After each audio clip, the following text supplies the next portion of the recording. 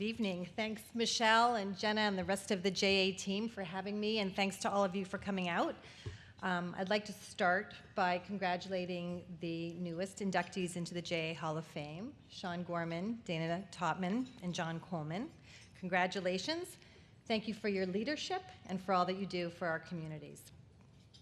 So you just heard I'm Hilary Rapkin, and I'm honored to have been asked to talk about volunteering with junior achievement, something that I feel very passionately about. I'd like to tell you why I started volunteering, why I've continued to volunteer for the last 2 decades. It's crazy. It's a long time. And how you yourselves can get involved and make a difference in someone's life through the JA programs. Oops. So why did I get involved 23 years ago? Well, I was a recent graduate of law school, and as a young litigation associate, I actually was not comfortable public speaking. So I thought that if I got in front of a room full of 10-year-olds, that might make me a more effective person in court. So that's how it began. Shortly after I started teaching, I changed jobs, and I've never been in a courtroom since. And I'm not sure that I've actually ever really gotten comfortable addressing a room, particularly one full of this many adults. So bear with me as I get through this, but I'll give it a go. So my relationship with JA is both professional and personal. I personally get so much out of being with the students and sharing my business experiences with them. And I've continued to volunteer because I feel that as one person, I can really help them think about ways to pursue their own dreams using the JA program as a platform. I'm able to give kids a way to think about their futures, to think about what they could be, not just what they see right in front of them, and to make the connections between what they're learning at school and what they need to succeed both in work and in life.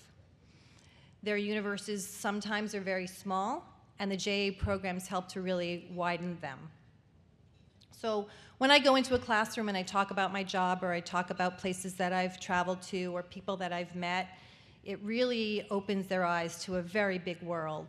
And it's great to hear what questions they have and to listen to what they really wonder about. So for those of you who don't know about the JA programs, and you heard a little bit about it on the video, JA volunteers go into a classroom, usually once a week for 6 to 8 weeks. And it can be from kindergarten through high school. They're simple to implement, you heard it on the video, simple to implement programs that talk about financial literacy, entrepreneurship, and work readiness. Each program has a theme. So in kindergarten, the theme is myself, and then in first grade, it's my family, and it kind of grows from there to my world. JA provides the curriculum and the training, and all you really need to bring is your life experiences, your enthusiasm, and your ability and willingness to really be present. So in the beginning, when I first began volunteering, I volunteered in 5th and 6th grade with different teachers, different schools, always in places that I felt that I could have an impact. And then in 2004, WEX was a little busy back then, but I'll get to that later. In 2004, I met Angela Pecoraro, a 4th grade teacher in Westbrook. We were both pregnant at the time and had 3.5-year-old sons, so we had a lot in common.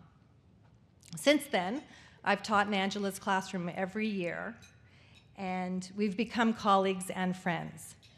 She's here today, and I want to acknowledge her and our special partnership. She's sitting over there.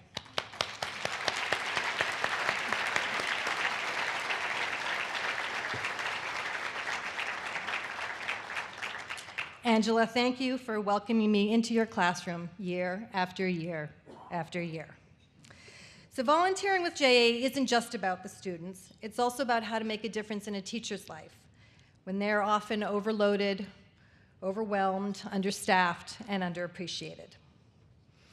So I know how JA inspires me and the benefits that I get, but I wanted to hear really from the horse's mouth what the impact was to Angela and to her many students over the years. So, paraphrasing slightly, this is what she told me. She told me about the surprise, she actually used the word awe, of the students in learning my story, and how my hard work and experience was motivating to them. They have a clearer understanding of the value of higher education, for me, college and law school, and that talking about my family, my teenage sons, helped them connect better to me as I would tell them stories about sports and homework. You heard a little bit about this earlier, but the JA program that I teach informs the students about how to run a business, obviously at a very high level. And we discuss the skills needed to run a business, focusing on the traits of an entrepreneur.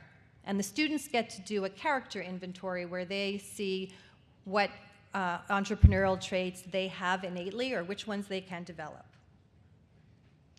And one of the great things about the program that I wanted to tell you about, which Angela and I have witnessed together many times over the years, is when the kids have an aha moment, when they realize something has just clicked inside their brain and they're problem solving without even realizing it.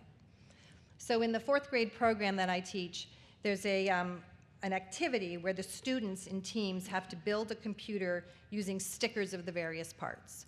And each team has just one part, and they have to go and trade with the other teams to obtain all the parts of the computer.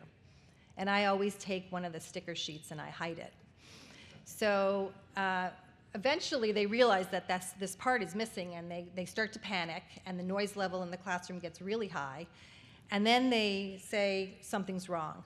And it gives us the opportunity to talk about what happens if a part isn't accessible, if there's a trade embargo or a natural disaster like a hurricane. And the kids actually problem solve right there, right in that moment, and it's really incredible to watch. So for over 2 decades, my day job has been starting and running the legal department at WEX. And as many of you know, WEX's mission is to simplify corporate payments around the world. And I've been thrilled to help it grow into a billion-dollar company.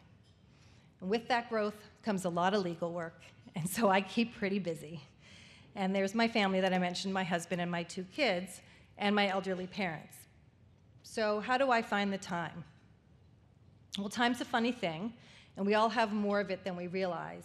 And we can certainly make the time for the things that are important to strengthen our community and ultimately our state. So I make the time, and through all these years, my employer, WEX, has supported me in these efforts. As a business leader, I feel that I have an obligation to help shape the community and the future, and to be a role model for my children. And it's really important that my own children see me being involved in the community and volunteering. And I hope that no matter how busy they become and where their careers and their lives may take them, that they also always find the time to give back. Many of the students that I see have challenges that I can't pretend to fully understand. But if just one of them decides to finish high school or go to college because of something I've said, and if I can change the trajectory of what might have been, then that's everything to me. And that's why for 23 years, I've kept at it, and I keep hoping that I can still make a difference. And so can you. There's a lot of opportunity, and I hope that after hearing me, you'll consider signing up for a class. I'm sure there's lots of people who would like to take your names. I promise that you'll never regret it. Someone by the name of Unknown, to whom so many of the best quotes are attributed to, once said, "If you want to touch the past, touch a rock. If you want to touch the present, touch a flower.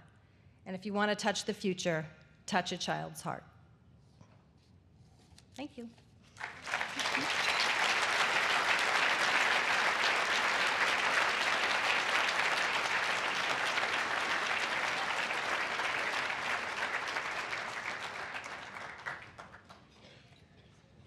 Hilary, thank you very much. I'd say you did just fine in the public speaking arena, too.